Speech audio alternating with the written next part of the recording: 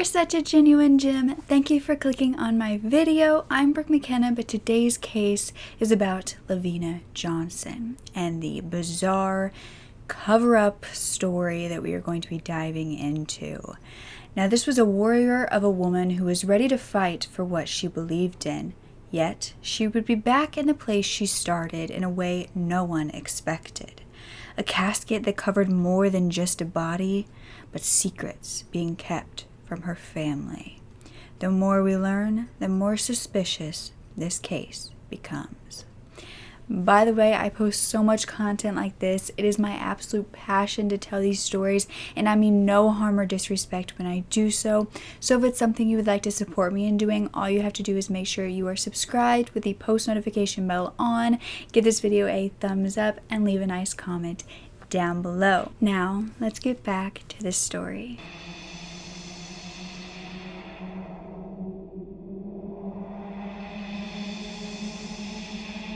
So it was 2005 in Iraq, and Lavena Lynn Johnson was 19 years old when she was at Camp Taji. She had decided to join not because she necessarily needed the money or was using this as a platform to get to college, although that is what the path that she was intending on going down. She didn't have to do this.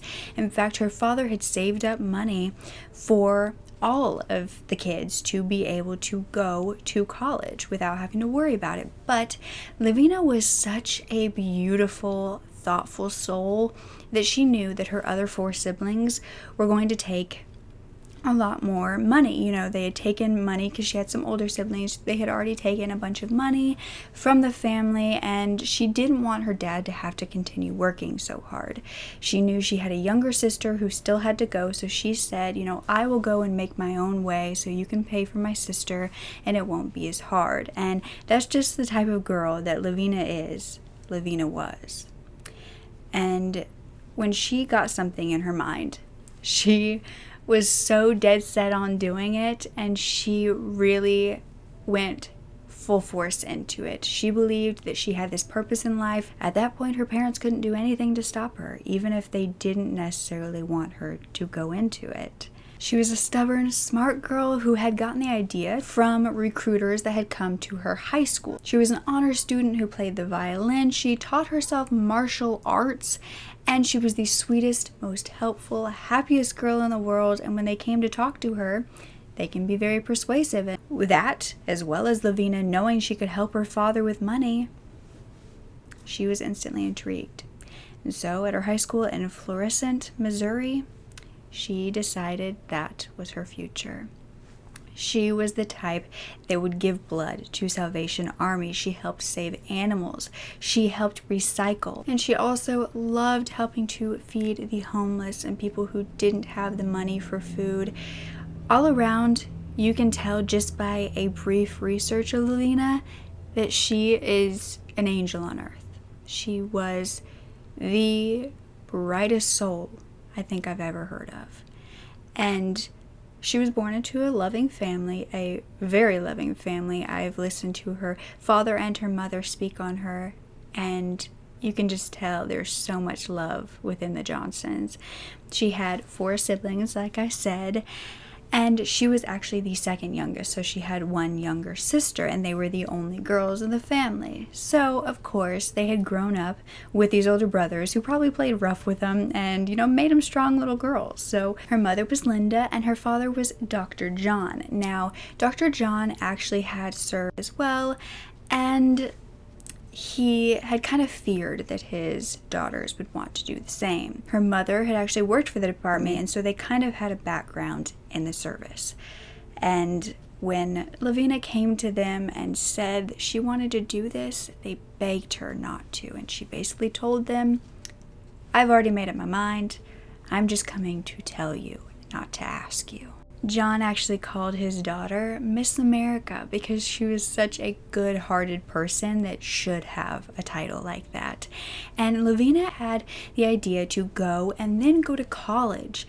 And that is where she would become a movie producer, because she had this brilliant idea of turning her father's books into movies. She believed he was such a good role model, and he had written such amazing books that they deserved to be on the big screen, and that was her ultimate dream. So when she graduated high school, she went into basic training, and this is where her superiors actually told her family once she was done that she was used as an example for the men to be mentally stronger, because she was so tough mentally that it was incredible and a role model to everybody else. And they were really, really proud of her. And then the next May, so she was 19 at this point, she was actually deployed. Lavena wrote letters to her family whenever she could. She called them. She really tried to stay in touch with them because family was everything to her. And she told them about getting to fly first class when she went there and how amazing it was, that she wasn't able to really sleep on the flight. And then as soon as they got there, they were being yelled at. They had to dump all their stuff and they had to instantly go into training, where they were literally working out and doing these crazy training methods to get ready. And that is when the 3-day training program began. They were actually sleeping in cots in tents and had about $300, I think it's a month, maybe a week, I'm not sure. They were given $300 on this card to go to the local food market to get food and groceries, and that's all they had. And they had to buy everything for themselves, even though they had to throw away the stuff that they had brought with them. But Lavena was basically one of the newbies, and so, you know, the females were at first called female warriors, and she said it was really cool because they were all, you know, basically pepping them up, saying, you guys are the female warriors, this is so awesome. And then as it started going further into her deployment, they would just be called females, and then they were just being called soul, because it was half of a soldier, and that's what they thought that females were. Now she, you know, was going on about simple things like the weather, that it was really hot, but it was nice at night and she could, you know, go outside and see the views. And she was really trying to look at the positives and everything, regardless of how hard it was for her. She told her mother also not to worry about her because she knew that's exactly what she was doing. And she said, don't, I'm fine, everything's gonna be okay. And when she called, they could hear her voice, and it was about the same. She was her genuinely happy self, and she was so excited to be able to talk to them. Then it was July 17th, and this was, you know, about 8 weeks into her being there. And she would call that very early morning to Missouri, to her family. And thankfully her father was already awake and answered the phone, and then he woke her mother up, so they were both talking to her. And they had asked her, do you want us to wake up your siblings? And she said, no, it's so early, you don't have to do that. I can just call back another time, but I can talk to you guys right now. And so that's what they did, and she was basically, you know, saying everything was going well. And she said that she had some great news. She said that she was going to be home by Christmas, and this was such incredible news to everyone because everybody knew Lavena's favorite holiday was Christmas. She loved setting up the Christmas tree, and that's something she told them, you better wait until I'm home to do. And so they were all so excited on the phone, and she said that she was going to go, but she would call them back in 2 days. And the only reason she wasn't going to call back the next day is because she was actually training and going to class for a new job she had, and so she knew she'd be busy all day, but she would call the 19th. However, she never did. She would now be coming home in a way no one expected. It was 7:30 in the morning on July 19th, the day they were supposed to be getting a call from Lavena, but instead they got a knock on their door, and they opened it to see a soldier in front of them. And that is when they instantly knew what was happening. And this soldier said words that every parent would be horrified being told. However, in their shock, John heard words that just didn't make sense to him, and he instantly said, what did you just say? And this man kind of fumbled over his words, and John said, you said self-inflicted. And this man kind of backtracked and said, oh, no, there's an investigation going on. I don't really know. Her parents knew that this was in no way possible. And her mother had fallen down. She was screaming and crying, and all the kids actually woke up to see what was happening. And while they were making funeral arrangements, they had to pick up her body from the airport, and then they were told that the funeral should probably be closed casket because of how damaged she was, of how different she looked, because it was rough. Funeral was on July 27th, and that would have been her 20th birthday. And looking down at her body, everyone was just wondering one thing: what had really happened to Lavena? Because something was off. Now, the autopsy was done by a man named Edward Reedy, and he said that under distress she took her own life. Her father asked Edward, "Did you do a rape test?" And he said no, there was no sign of a struggle. And John said the only reason why he believed that his daughter would have ever been under this much distress would be from a sexual assault. That was what he instantly believed. Like I said, he'd been in the military before. He kind of knew what he was talking about. And he had said that his daughter was not in combat. She was actually working at a communications center. It was very low key. It's where, all of these soldiers would talk to their family. Although being in a different area, fighting for your country is very stressful and can cause a lot of mental health issues and PTSD. But they hadn't seen any of this from Lavena. And so it just didn't make sense to him. And he wanted to make sure that they were looking over all of the possibilities first. The closest thing that her parents could remember happening that was kind of, off and made them worry was about a month prior to this. And that is when Lavena would say that she was actually trying to lock up the communication center because, it was time for her to leave. However, the soldiers in there wouldn't leave. They wanted to talk to their family, and she was having a really hard time. So when she was trying to shut the doors, a general came over to her. And she kind of asked him for help and said, "They won't go. Can you help me?" Instead of helping, this general said, "It's simply because you have a soft voice."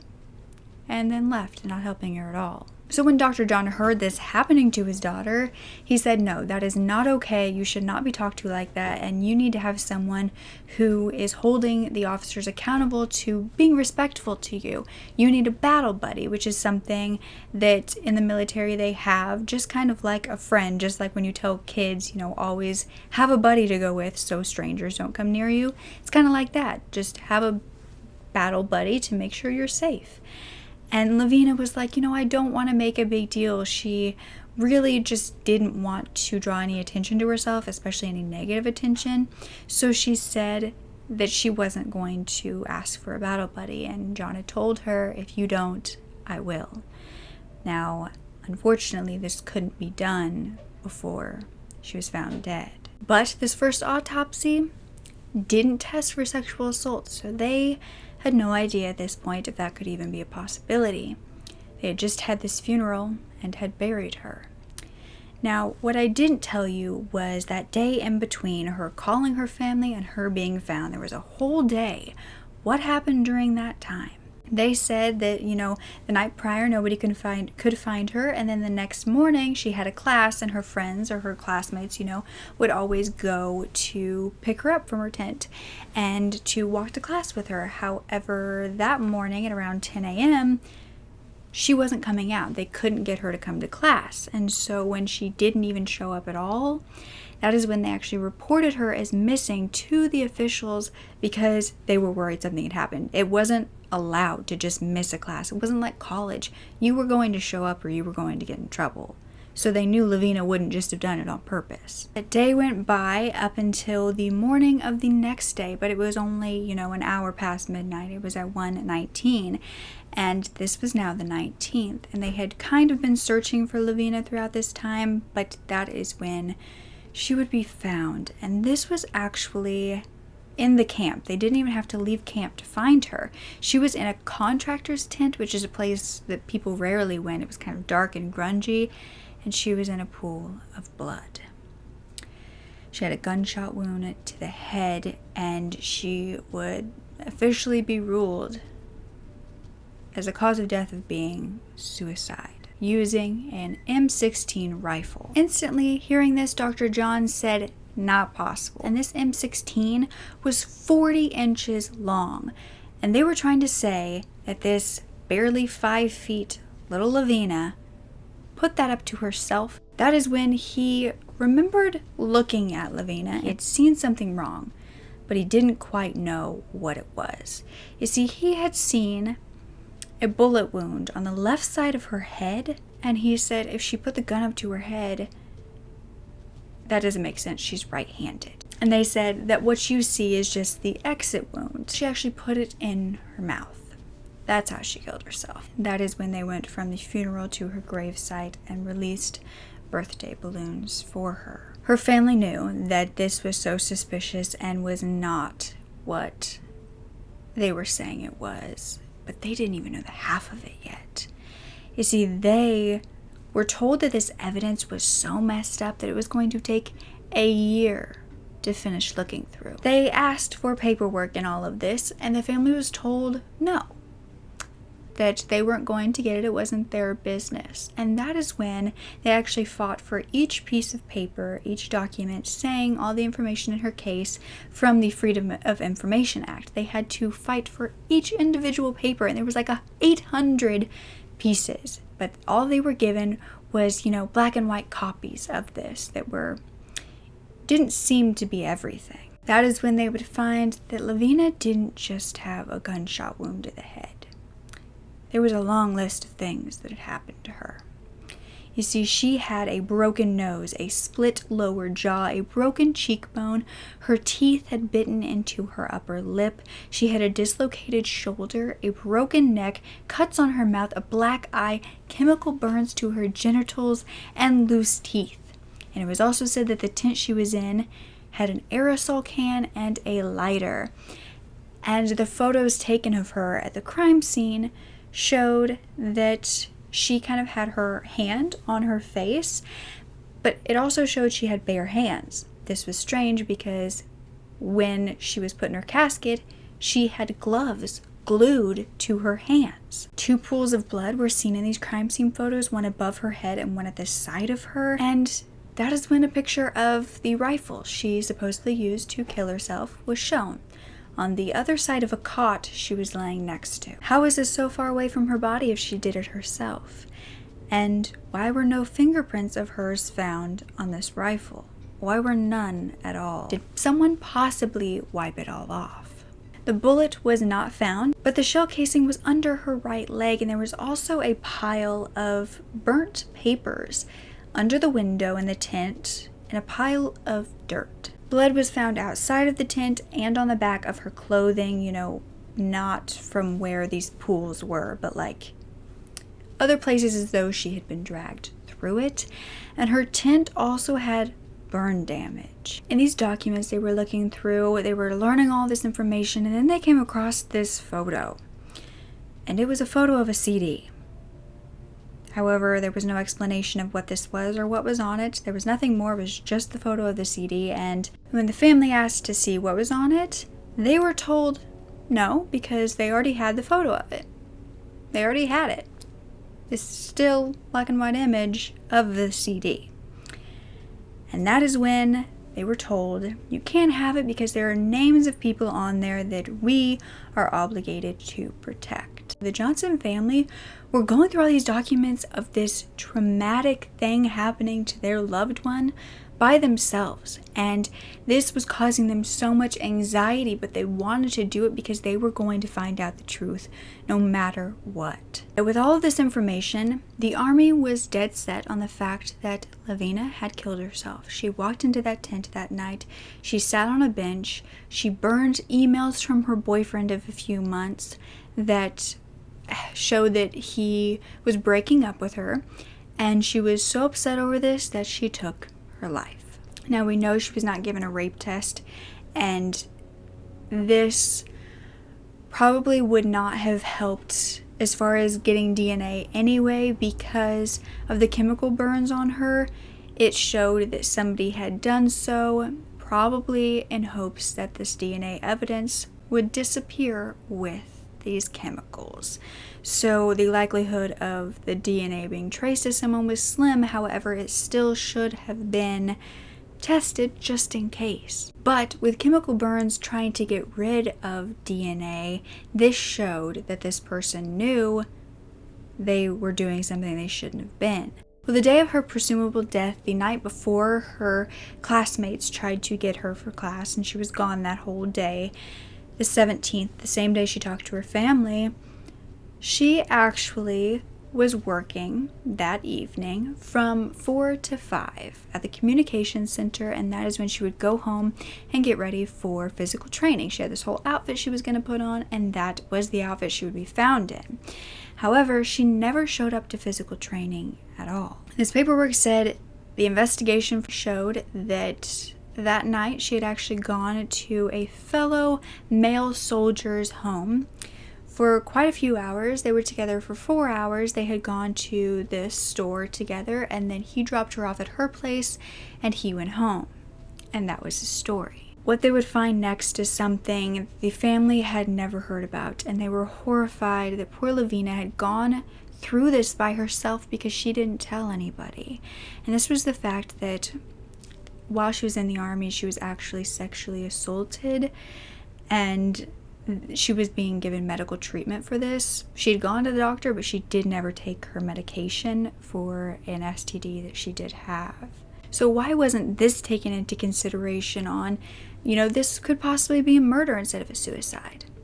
Well, that was because instead of thinking, maybe the sexual assaulter was in the wrong, they instead said that this was just fuel for her wanting to take her life. Her father, Dr. John, had a completely different idea, and he believed this was a pattern that happened far too often and far too many people got away with it, and he was going to fight for his daughter. This is exactly what the army feared. In fact, they didn't believe that this family would do this because it is hard. You're fighting against this big place that is so used to winning, and they have the resources to do so. But the Johnson family was the wrong family to mess with because they weren't giving up. More documents talked about Lavena's mental health, and that she was depressed, and that she was getting all of this help and she didn't want to live. She hated her life. She wished she could die. And the Johnsons said no. We talked to her all the time. There was no signs. And like I always say, of course, there are people that are really good at hiding it, but they were dead set on the fact that this would not have been Lavena, and she would not have dealt with it by suicide. When her father John asked, why do you think that she was so depressed? Can you at least give me something that would, signal that this was true? They said, oh, she was eating a lot of ice cream. Her eating habits changed. And she was also smoking. And Dr. John said, first of all, it's hot. Of course she's going to eat ice cream. Second of all, everybody smokes in the military. That's not strange. Mental health is such a touchy subject in these cases because that could have been her way of coping with her depression. That could have been something she was really struggling with, and it could have been a suicide. But the fact that all of this had also happened to her as well, there were so many more things than a bullet wound, that's what makes it suspicious. So I don't want you guys to ever think that, I don't think it could be that she was depressed. Especially in such a stressful situation, this could be situational depression. If she didn't already have clinical depression, it could be situational. And I think that the family can often say, there's no way. But, you don't know when it comes to mental health. The people are just really good at hiding it. But I think that the facts here speaks for themselves. And as far as the sexual assault, command rape is actually the word for that. So many women serving are more likely to be assaulted by a fellow officer than be killed by enemy fire. 1 in 4 women serving will be sexually assaulted. How horrific is that? The Johnsons knew they had to do something bigger, and so they decided to go to a congressman named Lacy Clay. Now, he would actually demand this CD that they had seen in the documents to be given to them. And this command general on tape said, yeah, no problem. Just send me a, request and we'll get that to you.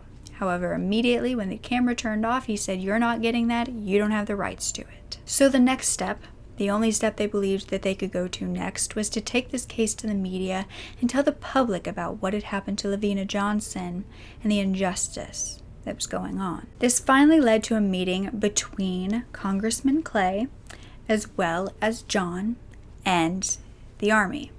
Now, John, of course, is not a lawyer. He is a father to a victim, but he was not allowed to have any help with him in the room. It was just him and this congressman who had to speak their mind. But he wasn't going to let that stop him. He brought in all of his documents, and he was going to speak up. After this, the congressman who had been on his side but hadn't really heard the full story said there are so many holes in the Army's story, and he demanded them to give up the CD. And they had to. So that is when they found on the CD that there were pictures in color that were up close and showed everything that was wrong with her body that they just wanted to basically skip over. But they couldn't, because there was evidence right there, and that showed that, they were aware that all of this had happened. Her teeth missing, her bruises, her broken bones. There was far more than just a bullet wound. It would be far more than a suicide would cause. That's when the family discovered that Lavena had not only been burned in her genitals, but she had also been mutilated as well. John's brother did an autopsy. He worked in forensic science, and the body was exhumed, and she was given 2 more autopsies, one of which was done by his brother, and he said he believed that there was actually something in her genitals that was called wound stat, which is what people in the Army use when they have a wound that's bleeding to stop the bleeding, and it hardens inside of you and you have to cut it out. Her thigh had also been burned, and yet the outside of her clothes showed none of this. It was like nothing had happened to her. But the moment you saw her actual body, so much had been done. So these 2 autopsies were done, and her cause of death still couldn't be determined after both of those. And so that is when missing pieces of her body was found. She had missing parts of her tongue as well as her genitals. And there was also something that was very important in this case, because these autopsies showed she had no gunpowder residue on her hands. That would have happened if she used this gun. That is when, like I said, that they were going to the media with all this, and this was kind of a huge case in the media and the public now. And that is when a civil rights lawyer named Donald Watkins came forward saying he believed he knew her killer. He looked through all of the documents, and he had seen a name. He found this paper where Lavena had talked about a General Kevin Burns, and hearing this, John said, I remember her talking about this guy as well. Now, I'm not sure if this is the general who told her she had a soft voice and didn't help her or not, but looking into General Burns, it was found that around this time, he had actually been having an affair with a woman who was not a soldier, but it was at the camp. And his superiors said that he basically needed to stop seeing her or he would get in trouble. And so Donald believed that General Burns had been with this woman after he was told not to be, and Lavena had seen them, and he killed her so she wouldn't talk. The Generation Y podcast actually found that he was relieved of duty a month after she was found dead for a reason we don't know. And, it's said that they won't just discharge you for, something as simple as being with a woman on camp. That it would have had to have been something much bigger, something like a murder. But the question was this true? Did this have anything to do with Lavena? And was this to do with this woman? Did Lavena possibly see him in this woman? Or did he have some other connection with Lavena?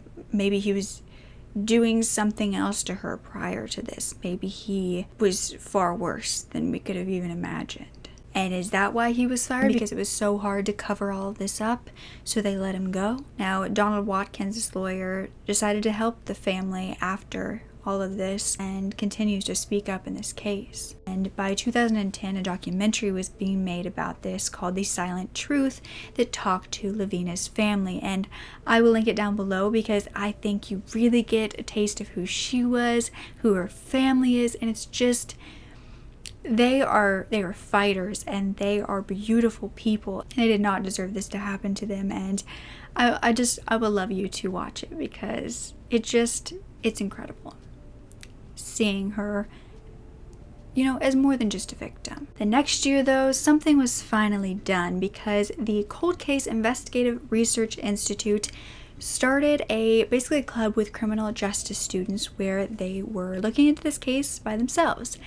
And for the next 3 years, that's exactly what they would do. They would say, they worked on this gut-wrenching case for so long, and they found nothing more. They said nothing showed that there was any foul play. There was nothing to say that they had covered it up or there was anything wrong on their end. But to me, that just sounds like they're really good at what they do. By 2015, her family was still trying to fight for justice for her. They didn't have answers, and her mother could barely look at photos of her because it caused her so much pain.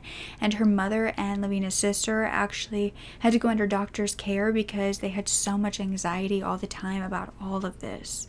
But Dr. John continued to, take his time to grieve on his own, but to speak up for the rest of his family and for Lavena. Her father also keeps a Father's Day card that he got a little while before she died, and this was basically her saying that it was an honor to be compared to him because ever since she was little, she was always told that she acted and looked and thought exactly like her father, and she loved this. She was so overcome with, pride and joy that she was a little Dr. John.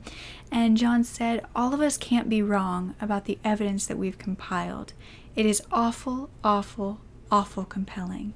And unfortunately, Lavena got lost in all of this and just lost everything trying to be a good American citizen. Unfortunately, this is where Lavena's case ends, and nothing more in this case has been found to be reopened, and so no one knows what really happened. But one thing is for sure.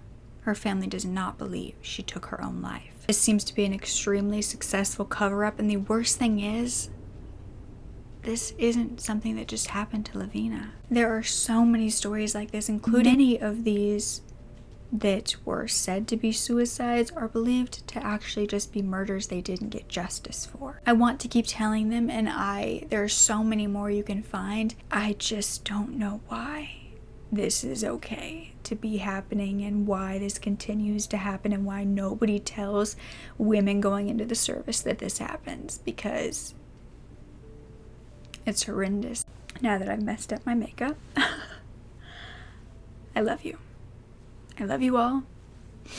And don't ever forget to speak up. Your voice is powerful enough, and I love you to absolute pieces. Okay? Bye.